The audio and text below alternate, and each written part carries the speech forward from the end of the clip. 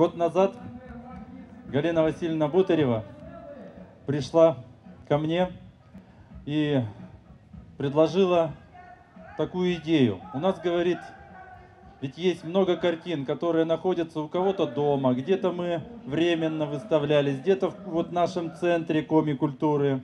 И она говорит, что нам бы, помимо республиканской, вот свою картинную галерею, которая связана с Севером, где бы выставлялись наши коми-художники.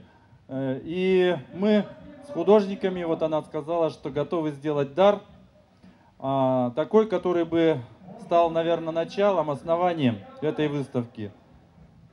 Мы здесь задумались, но подписали соглашение с Галиной Васильевной, наверное, думая, что где-то найдем, где-то сейчас вот, но, наверное, нам благоволил Бог, Галина Васильевна, поэтому, собственно, вот прошел год, и очень знаменательно, что в День города, в День России мы пришли к этому, мы подремонтировали это помещение. Я думаю, что мы со временем и фасадной части придадим уже тот колорит, который здесь нужен.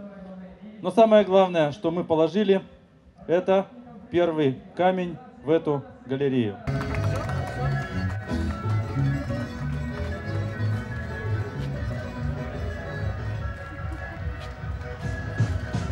Сегодня день 235-летия со дня основания столицы Коми-края.